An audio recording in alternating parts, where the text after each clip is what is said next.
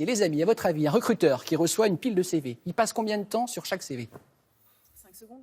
Ouais, non, entre 6 secondes et 1 minute 20. Ça veut dire que si votre CV n'est pas béton, si dès les premières lignes, il y a des petites fautes, des erreurs, il va aller à la poubelle forcément. Alors, grâce à Sophie Pignal, voici comment réaliser un super CV.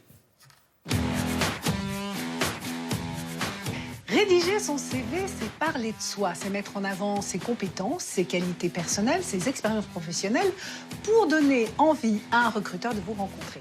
Mais se mettre en valeur, eh bien, ça ne va pas de soi. C'est difficile de parler de soi parce que déjà, c'est pas dans notre culture. Parler positivement des savoir-être, des compétences, c'est pas quelque chose sur lequel on est très à l'aise. Alors, pour répondre à la question, le mieux, c'est encore de s'adresser aux professionnels du CV, c'est-à-dire à ceux qui les reçoivent. Nous sommes la première agence d'intérim en ligne en France. Aujourd'hui, on reçoit entre 4 et 5 000 CV par semaine. Et à ceux qui les conçoivent.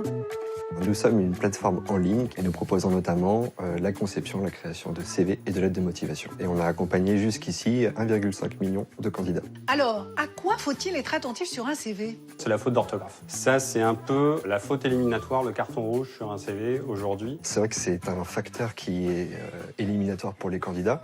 Donc ce qu'on va faire, c'est que dans nos modèles, on va inclure des titres de section qui sont déjà écrits, donc sans faute d'orthographe. Et on va proposer aussi des services intégrés de correction de CV. Au point de vue des données personnelles, c'est pas indispensable de mettre énormément de choses. Les seules choses qu'on va demander, c'est l'adresse email, le numéro de téléphone, éventuellement le permis, parce que ça peut être important si c'est un poste où on a besoin d'être véhiculé. Nous avons décidé de permettre aux utilisateurs de choisir quelles sont les informations qu'ils souhaitent faire figurer dans leur CV. Une date de naissance, une adresse ou pas, c'est eux qui auront le choix de cocher ou décocher les informations qui seront visibles sur leur CV. On n'a pas encore parlé de la photo. Faut-il absolument mettre une photo sur un CV? Légalement, c'est clairement pas obligatoire. Maintenant, dans certains métiers, on voit que la photo va encore avoir de la valeur sur des profils très en contact avec de la clientèle, par exemple hôtes, hôtesses d'accueil, des commerciaux. Nous, on va vous conseiller de ne pas mettre de photos si c'est pour mettre une photo avec des écouteurs ou mettre votre dernière selfie de vacances.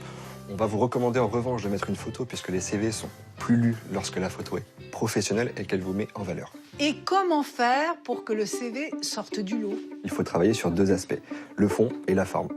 Pour ce qui est de la mise en forme, c'est relativement simple. On va proposer différents modèles qui sont personnalisables pour que chacun puisse façonner son CV en fonction de son image. En ce qui concerne le fond du CV, vous pourrez éditer différents contenus tels que vos expériences professionnelles, vos formations et vos compétences et les agencer comme vous le voulez dans votre CV.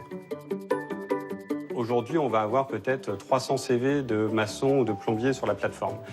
Donc, c'est des personnes qui ont pratiqué ce métier-là. Mais comment on fait la différence entre un bon plombier et un mauvais plombier? Ça va être sur les responsabilités qu'on lui a confiées, les résultats qu'il a obtenus. On va pouvoir choisir quels sont les candidats les plus pertinents pour nos clients.